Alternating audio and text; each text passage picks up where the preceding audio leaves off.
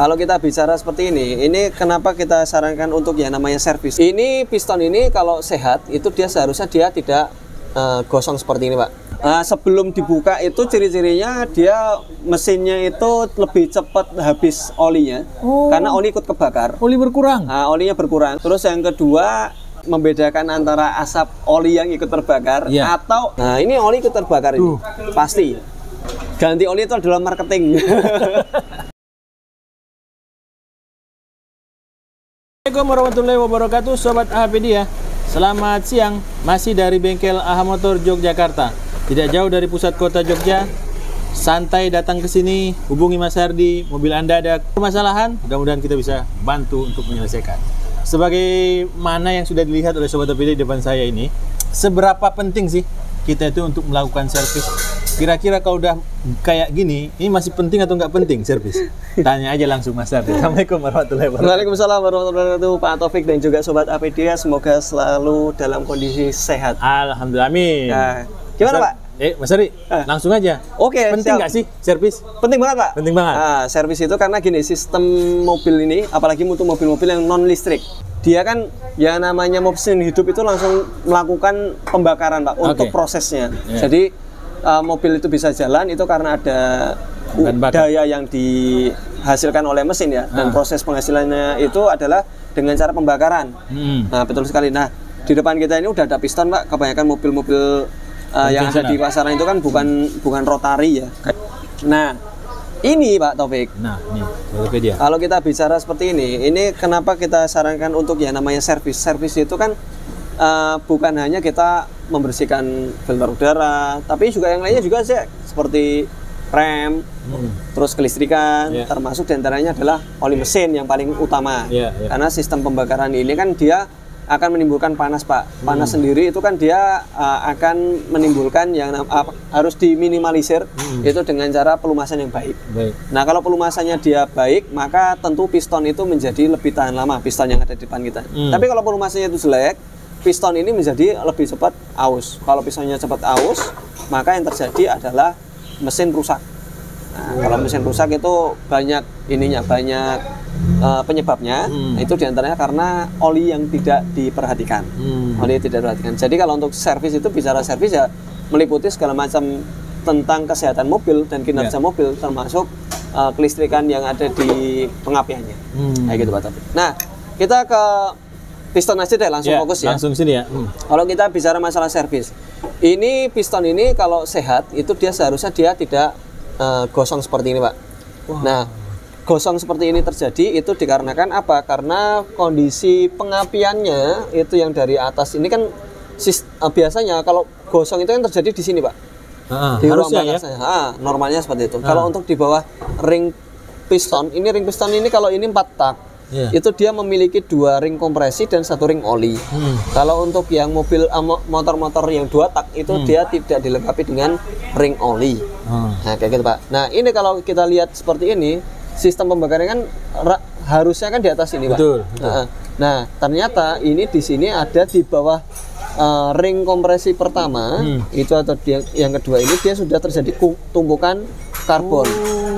Kemudian di bawah ring oli ini juga ada tumpukan karbon. Nah, bahkan sampai di sini ya. Kalau kita lihat berarti ini terjadi yang namanya kebocoran pembakaran yang sampai ke ruang bawah ring. Ruang bawah, tempat bawah ring. Jadi masih di piston. Jadi kenapa bisa terjadi seperti ini? Kalau singkat kisahnya, yang namanya ring itu kan dia kan ada yang namanya keausan, Pak. Nah, keausan ini bisa terjadi karena oli yang jelek, pasti. Karena kita nggak bisa merusak ring piston itu tanpa secara langsung ya, maksudnya. Tanpa bantuan apapun ya itu susah. Tapi kalau untuk yang kayak gini biasanya dia cepat rusaknya itu karena pelumasannya yang jelek. Pelumasan jelek itu bisa jadi olinya yang jelek, atau bisa jadi oli yang jelek itu bukan kualitas, bukan mereknya ya Pak, tapi kualitasnya. Nah, kualitas oli jelek itu kan karena keterlambatan penggantian. Kualitas oli yang di dalam mesin ya? Oli yang di dalam mesin. Jadi bukan, kita nggak bisa bicara mereknya di sini. Tapi oli yang sudah masuk ke dalam mesin, terus udah dipakai lama, kan diantara sifat oli itu kan juga membersihkan, Pak. Betul. Diantara melumasi, mendinginkan, merapatkan, juga membersihkan. Nah, membersihkan itu dari mana? Sebenarnya tetap dari sini-sini juga, Pak.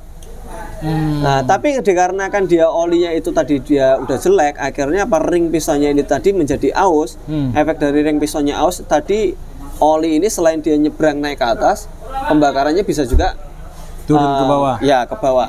Kayak gitu. Akhirnya terjadi tumpukan karbon di sini yang ikut terbakar. Kayak gitu. Karena apa? Karena ring pistonnya udah aus. Kayak gitu. Ring pistonnya udah aus, dia ikut mengalami penumpukan deposit oli di sini. Nah, harusnya ini kan dia kan nggak nyebrang gini, Pak.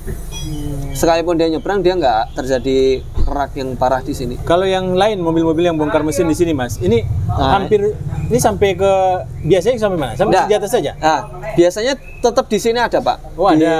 Setelah ring pertama ini tetap ada. Tapi rata-rata di bawah ring oli ini kecil. Oh, kecil. Kecil, kemungkinan ada seperti tumpukan deposit. Kalau ini kan udah parah ya, Pak. Parah banget ya. Udah parah sampai di samping sini pun juga ini udah banyak. Nah, apa yang terjadi dengan kendaraan, Mas? Kalau ciri-ciri setelah dibuka mesin kayak gini? Sebelum dibuka itu ciri-cirinya dia mesinnya itu lebih cepat habis olinya. Karena oli ikut kebakar. Oli berkurang. Olinya berkurang. Terus yang kedua ada endapan oli. Jadi karena oli telat ganti kan, Pak. Efeknya kan jadi ada endapan di silinder headnya. Terus itu banyak sekali. Terus yang ketiga mesinnya kasar.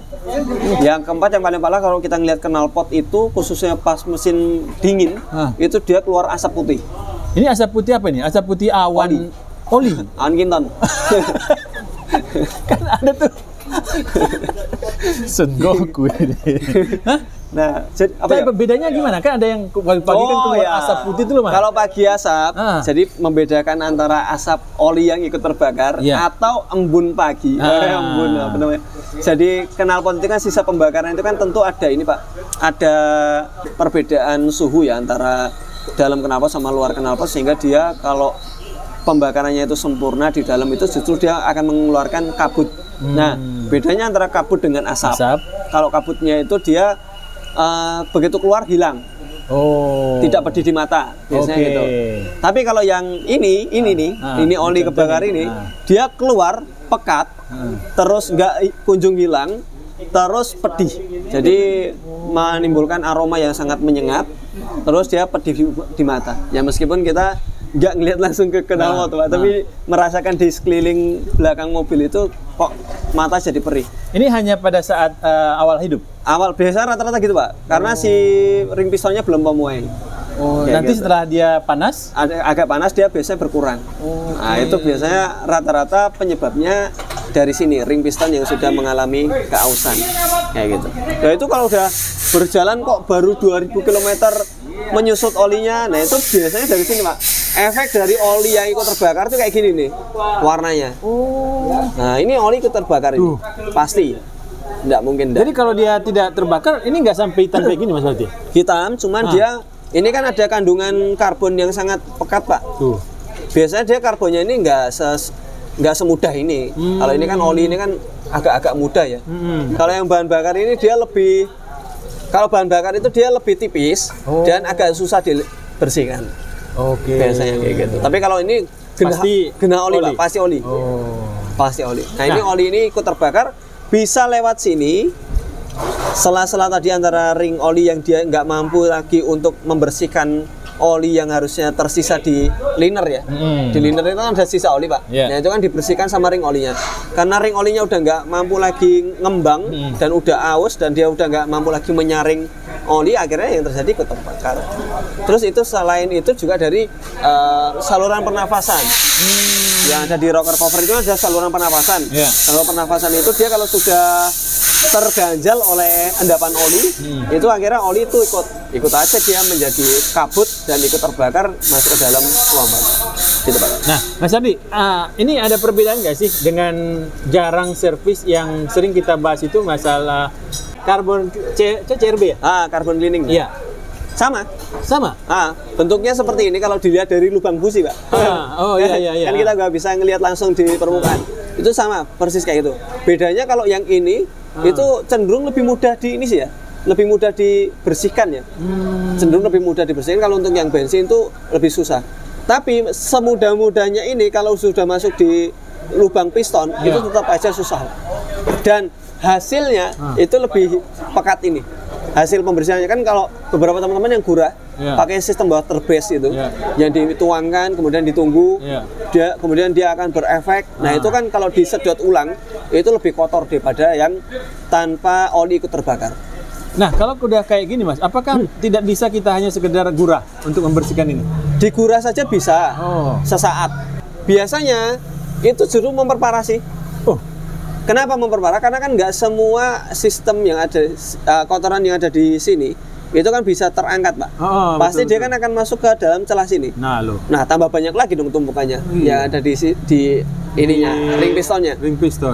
Kecuali kalau memang bejo ya. Bejo itu dengan cleaner yang dimasukkan itu membersihkan di area ring piston itu juga ada kemungkinannya ada. Tapi kebanyakan malah justru memperparah kondisi ring piston.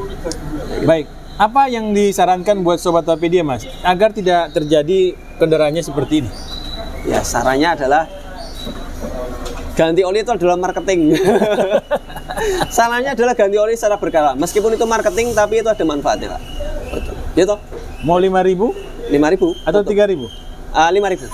3.000. Jangan 10.000. Jangan 10.000 ya. Ini fatwa dari saya. Ganti oli jangan 10.000 km. Jadi 5.000 km aja karena ganti oli adalah marketing. Nah, kalau nggak kayak gini Sobat Topedia. Kalau nggak kayak gini. Jadi nanti yang kita khawatirkan kayak gini. Ya itu kan keuntungannya buat teman-teman juga. Ganti oli kan yang ganti kan buat mesinnya teman-teman juga. Nanti teman-teman kalau misalnya melihat kalau kita bongkar cover timing ya, Pak. Melihat kondisi dalaman mesin yang seperti emas itu teman-teman akan senang ya? Senang. Iya. Selain teman-teman senang, kita juga senang. Wah, ternyata ada mesin yang dari tahun 2007 ketika dibuka ganti sealer ulang cover timing ternyata kondisinya masih seperti emas. Oke. Nah, ini berapa tahun sih, Mas, kendaraan ini sehingga kasus seperti ini? Ini 2011, Pak, Nissan March. Oh, 2011. 2011 sampai sekarang berarti 13 tahun. 13 tahun. 13 tahun. Kita nggak tahu ini bongkar mesin yang keberapa karena kondisinya udah cover timingnya udah pernah dibuka, Pak. Cover timingnya udah pernah dibuka, kita nggak tahu nih bongkaran yang keberapa. Kayak gitu. Yang jelas ini pernah dilakukan pembongkaran sebelumnya. Ternyata mungkin pembongkaran sebelumnya hanya ini, Pak ya, mengganti seal mungkin ya. Entah mengganti seal, entah mengganti cover timing karena efek samping, Pak. Nah, ini saya kasih tahu gambaran ininya, efek sampingnya. Efek samping dari model kayak gini, pertama oli kan cepat menyusut, Pak. Iya, menyusut. Ketika oli cepat menyusut itu di belakang sini kan ada seal, Pak. Iya. Nah, di seal sini seal crankshaft. Crankshaft ya. Seal crankshaft yang di belakang sini itu kan dia memiliki celah, Pak. Sebetulnya antara bukan celah sih ya. Kalau celah tuh nanti kan akan kebocoran, ada kebocoran. Tapi memiliki persinggungan. Nah, persinggungan antara seal dengan crankshaft. Kalau oli ini dia mengalami penyusutan, tentu kan kualitas olinya menjadi semakin pekat. Iya. Semakin pekat nanti diisi oli lagi, kemudian mengalami penurunan lagi, kemudian diisi lagi oli lagi, mengalami penurunan lagi. Yang oli yang dulu sudah terkontaminasi dengan kotoran dari dalam pembakaran sini, itu nanti kan dia akan mengendap. Akhirnya yang terjadi adalah terjadinya antara persinggungan antara seal sama crankshaft tadi, ada kotoran yang masuk. Nah, kalau kotoran masuk itu mengakibatkan kebocoran. Nah, kebocoran yang terjadi itu terjadi di mesin. Jadi kalau misalnya teman-teman mengalami kebocoran mesin, maka penting juga untuk memperhatikan kondisinya ada endapan oli nggak. Jangan-jangan kebocoran ini diakibatkan karena endapan oli. Nah, kayak gitu. Nah, endapan oli ini selain merusak seal, itu juga merusak ini, Pak, ring piston. Yang tadi kita kembali ke kasus awal tadi, ring pistonnya itu. Jadi bisa jadi mobil ini pertama kali itu dibongkar, itu karena memang sudah ada endapannya, Pak. Sudah ada endapannya, sealnya bocor, akhirnya perpak yang sealernya itu diganti, sealnya juga diganti karena untuk sealer mungkin kasus usia ya, Pak ya. Sealnya itu diganti, dia tidak memperhatikan adanya endapan. Nah, kalau ada endapan ini udah sebaiknya daripada kalau ini sampai undersize, Pak. Undersize nah, ini undersize, ini metalnya baru, kita ganti baru.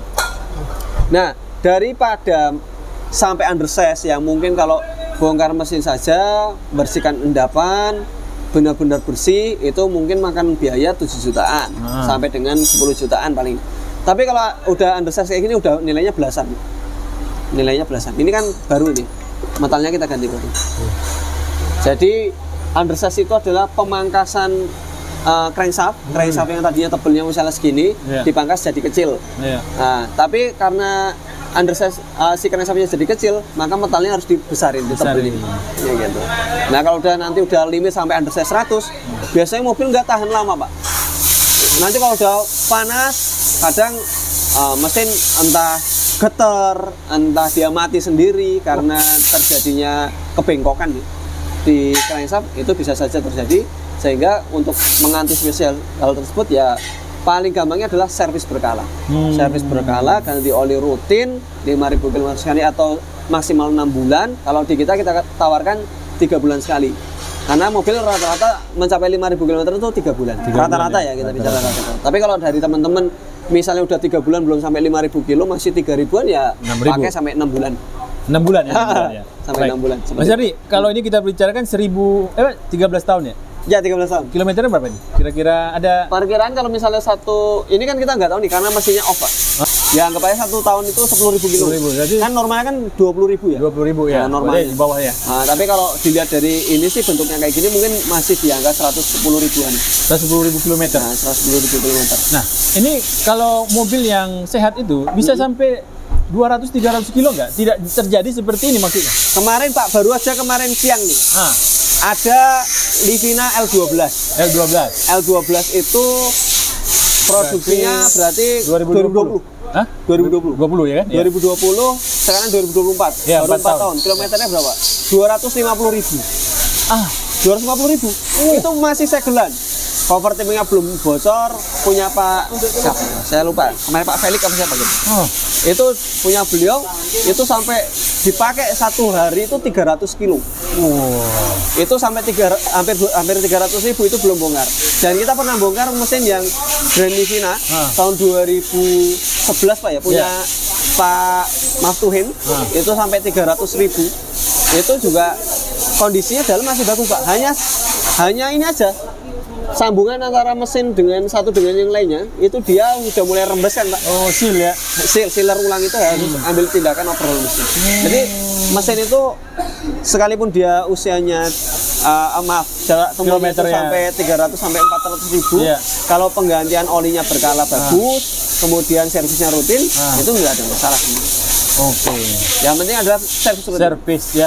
Baik. Jadi servis itu penting Sobat Apedia. Servis itu penting dan marketing dan kembali kepada pemilik kendaraan. Pemiliknya. Karena kalau kendaraannya tahan lama, usianya panjang, ya kan berarti biaya nggak banyak juga keluar ya. Betul. Jadi biaya itu bisa ditekan. Iya. Dan pasti ada sedikit nih pengalaman buat mereka yang sudah pernah turun mesin. Ya. Pasti mesin jadi lebih nggak enak lagi. Nah, benar. Tidak seperti baru lagi Sobat Apedia. Iya, nggak seperti baru. Meskipun kita udah bongkar, kemudian kita kasih yang terbaik lah ya. Kasih yang terbaik gitu. Tapi kan nggak semua mobil off-road kan di AHA Motor. Itu dia tuh. Oke. Bisa jadi setelah dirakit malah jadi nggak enak karena posisi mungkin bisa jadi karena timingnya masangnya nggak pas. Jadi timing masang nggak pas itu mungkin meleset setengah gigi saja Pak. Itu mesin masih bisa hidup, masih bisa jalan, masih bisa ngebut, tapi secara getaran itu beda-beda. Lebih banyak getarnya? Getaran lebih banyak. Terus belum lagi kalau misalnya sampai yang undersize. Kalau misalnya undersize-nya bengkel bobotnya mungkin dia bagus tapi pakai spare partnya yang nggak bagus. Itu juga tuh. Itu juga masalah. Ya. Kayak gitu. Jadi jangan sia-siakan lah ya. Jangan sia-siakan punya mobil yang masih bagus, dirawat dengan benar. Maka rawatan mobil itu tanda bersyukurnya manusia, Pak. Benar Mas. Jadi kalau kita bersyukur nanti ditambah lagi nikmat yang lain. Terima kasih. Waktu itu Pak. Assalamualaikum warahmatullahi wabarakatuh. Waalaikumsalam warahmatullahi wabarakatuh.